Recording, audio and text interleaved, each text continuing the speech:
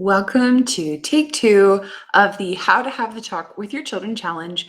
This is take two because this is day four, take two. And I realized this evening that I actually left out something so important that it was bugging me so much. Talked about it with my husband, and I was like, I'm going to do take two because my heart really is to serve you as a big family mom with 3+ children and how to come alongside your children in a godly way to prepare your children for life and godliness by having the talk. And today, day four, talking about sons specifically. Anyway, there's a big part. I left it out. My apologies if you already saw that. I'm just going to add in that component here to make sure that this is done well in a way that will really truly serve and equip you. So, I'm going to get right into it. First, a little bit of housekeeping. There is a giveaway happening during the live challenge. If you're catching this live, if you're in the week and Friday is not over yet, because it's going to close on Saturday at midnight. Here's the giveaway. You can win your choice of any of the Moms of Many Method mini courses simply by commenting on the video and the action post that will be dropping in the Big Family Moms group that is linked in today's video. So if you'd like to participate in that to get the most out of this challenge, to really equip you and prepare you to have the talk with your own children, and you'd like to have some fun with the giveaway, that's how you do it. So day four, talking with sons. I have a firstborn daughter, and after her, we were blessed with 6 sons in a row. We now have 7 sons and 2 more daughters, but for 6, well, not 6 years, but for 6 children in a row, we were blessed with all sons.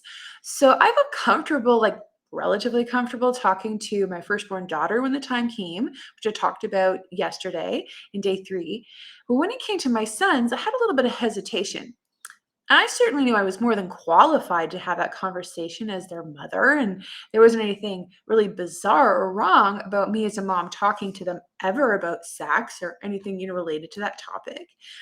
We really felt this kind of conviction that it would be best for us, certainly, to have a man walk alongside our sons into manhood. So, because their dad is, a good, godly man, he was the one who stepped up to the plate and said, "This isn't just a homeschool topic. This is really, not just an academic subject." And not all homeschool is just academic, but he was like, "I'm going to do this." Even though he didn't grow up in a Christian family, he didn't have this experience, neither did I, first generation Christian. So we just trusting God, preparing how he's going to do it. And so today I'm going to share with you how we did that.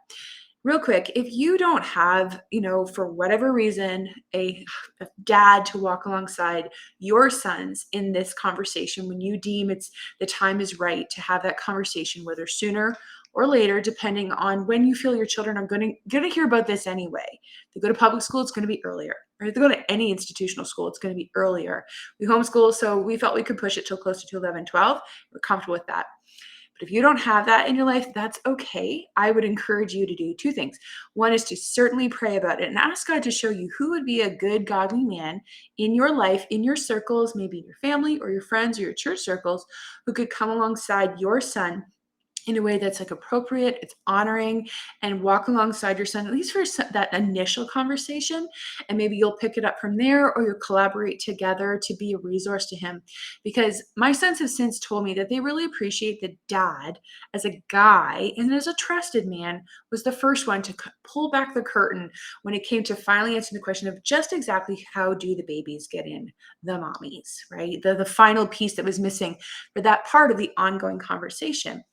So I think I said 2 things, but I'm having pregnant brain right now. So that's all that's coming to mind. So I'm going to trust God that that's what I was supposed to say and move on.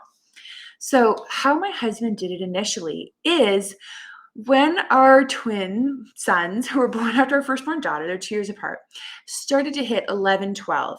Now, they had already naturally started asking just because they get more developmentally observant. And they're like, okay, I know like mom's getting pregnant basically every 2 years. But how does the baby get in there? And that's a really valid question. We've chosen to defer it for a little bit later because we feel it's a kind of a heavier toolbox kind of question. And we wanted to be presented in the context of marriage, of the picture of Christ in the church. We wanted to give more of a worldview wrapping around it. So we waited till a little bit later. Though some people, if you choose to just give the biological answer earlier, that's certainly, power to you. That's your parental discretion, the way I see it. So, my husband chose to simply go on a private walk with each of his three sons, who the twins have a brother who's 16 months after them. So like they're as tall as each other now. People think they're triplets. So yeah, he just arranged a one-on-one walk kind of in the evening, paired it with a treat. I think they went for ice cream. And they were like, "Why am I going for a walk for dad?" And he just made it a very organic, natural conversation. He's like, "Hey, you know how you've asked, how do the babies get inside of the mommies? Well, now's the time for me to talk to you about it." And I wasn't privy to the conversation exactly how it went down. So it was a good sanctification moment for me to just empower my husband, as a homeschool mom who takes the lead on most of the teaching, the formal teaching, and he doesn't so much because he works in the trades. He's gone 5 days a week. He works hard in that area, and that's how his main gig contribution. Mine is home with the children, caring for the home and the homeschool. So it was sanctifying for me to say, you can do this. You're just as much their parent as I am. God is equipping you and blessing you to speak to them in just the right way at just the right times, to give you the words, just like he gave the words to fishermen to speak in front of royalty, and to proclaim the gospel. So I chose to trust that God had appointed my sons, our sons, to be blessed and walked alongside into manhood at this time in this way with this person. So that was good for me and it was good for them. And we afforded them privacy with that initial, reveal talk, the big reveal. My husband's so much more relaxed than I am. I think I gave much more of an introduction to the talk than he did. And yeah, the talk was over. He pretty much just, explained to them the final pieces that were missing in the puzzle for them, of just like they knew they had sperm in their body and they knew it had some function. They knew that women had eggs in their body and they somehow had to meet, but they didn't know how they met. So the intercourse part of it, right? They didn't really know about erections yet. They didn't really know about intercourse because no one had told them. And we had that homeschool advantage. So, but they were going to find out sooner or later. So that's how that went down. And each of our sons, some of them are quieter pupils. One of our twins is more gabby, and they just talked about it. And then they changed, moved on with the conversation, talked about some other stuff because they were out with dad and going to get an ice cream. And there you go. So it was just a very natural part of another conversation. And then it was filed away in their banks of knowledge. And dad let them know that mom knew about this conversation. We could certainly have this conversation and we would pick up this conversation because there was more to share from here. And I'm going to talk about that tomorrow and how to kind of move forward once you've had the big reveal conversation. What are some ways that we handle then other things, other elements to talk? So I'm going to get into that a little bit today and even more tomorrow. So that's how dad did it initially, walking alongside our sons, three of them so far. And it'll be really natural and easier to do it with the other four when the time comes, because once you've done something once, it's a lot easier to do it again, right? The first time is usually the big stage fright. And you're like, oh my gosh. And once you do it, you're like, oh, okay, that wasn't as bad as I thought. And it actually went pretty well. And you just feel a lot more confident, like with anything in parenting. So this past summer, was it this year or last year? Okay, like it's a blur, right? Because of the pandemic, like the years are blending into each other. So sometime in the last 2 years, my husband took out the boys for a father and son annual camping trip, which they do every June. And you have to be 7 years old to go. It's a big to do. And they went for like 5 days to Algonquin Park here in Ontario, and they had a great time. And my husband decided that this was a good time because of their age to pick up the conversation and to go a little bit deeper into it. Where at 11, that was just the big reveal of intercourse, basically.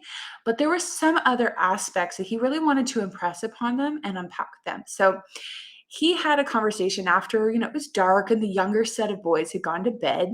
They're roasting marshmallows on the fire and just chilling and relaxing. And he said, hey guys, and this is the three of them together, but they'd all had their private talks. Hey guys, I have some stuff I want to share with you. I haven't shared with you before.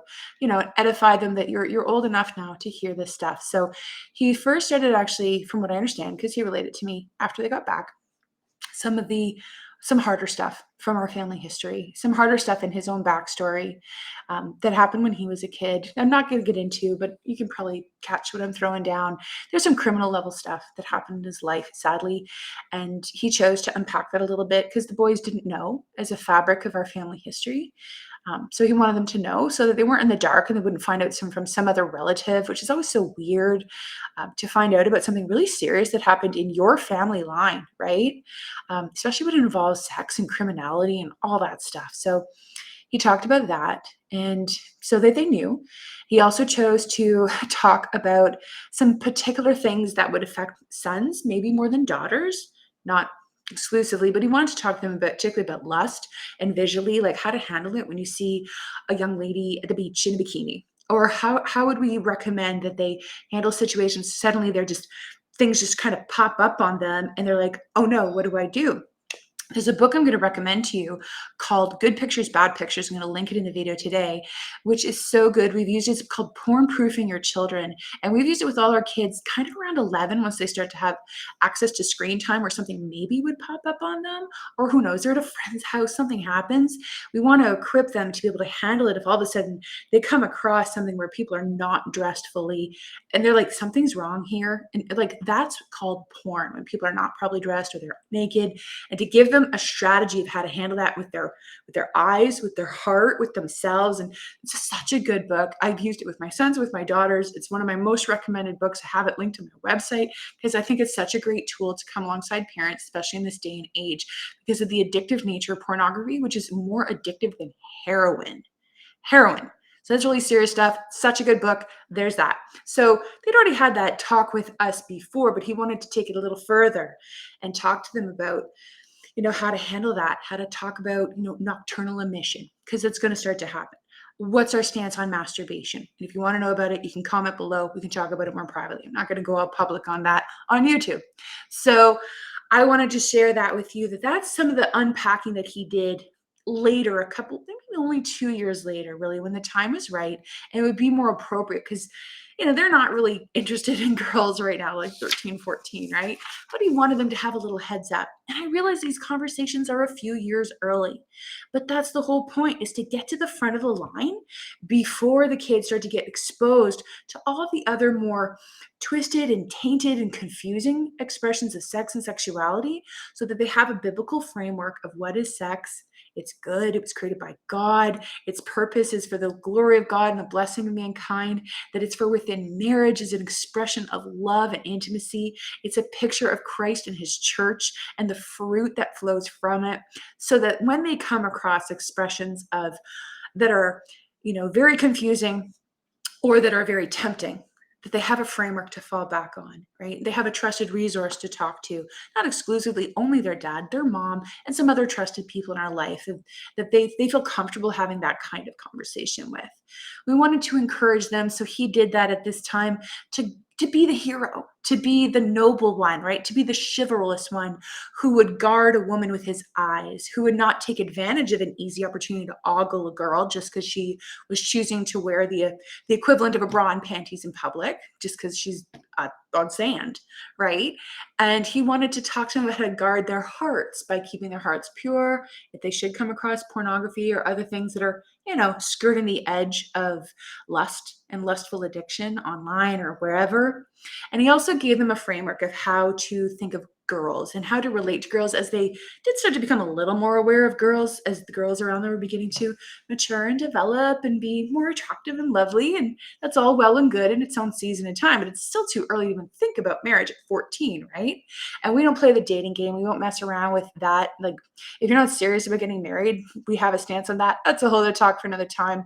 So he talked to them about basically treating them like sisters, because that's what the scripture says in 1 Timothy 5, 1-3, just to treat other women like sisters with all purity of heart, with less physical affection. So our sons have a really good relationship with their older sister Eden. They can laugh and talk on the couch during a movie, whatever. They were doing it tonight, and just be thigh to thigh, whatever. And that's great. But with someone you're not related to, or even like your cousins, put a little bit more, maybe a 12-inch gap there, just to honor them like you would a sister, right? In all purity of heart, but also giving her a little more physical space just to really honor her. So that's how he started with our sons and then kind of developed from there. And this is an ongoing conversation. It's going to keep going. And I'm going to talk more about that in day 5 video where we, unpack moving forward and some of the other sometimes heavier conversations that naturally fit in this ongoing conversation between parents and children, or between whoever is, qualified and willing to step up to have this conversation, come alongside our children and equip them for life and godliness in this area. So if you're struggling to meaningfully connect with your own children, sons or daughters, but especially with your sons, I want to recommend to you the Moms of Many mini course that goes into connecting with your children, especially in a big family context. That can be challenging. You have so many kids. You're like, how do I do this? I can see how 2 kids, how that works, but how does that work with 4 or 7? So there's a really great course that I put together because I get asked all the time, how do you do that? And I didn't know what I was doing when I had young kids and was looking ahead to the future of having many, more than average children.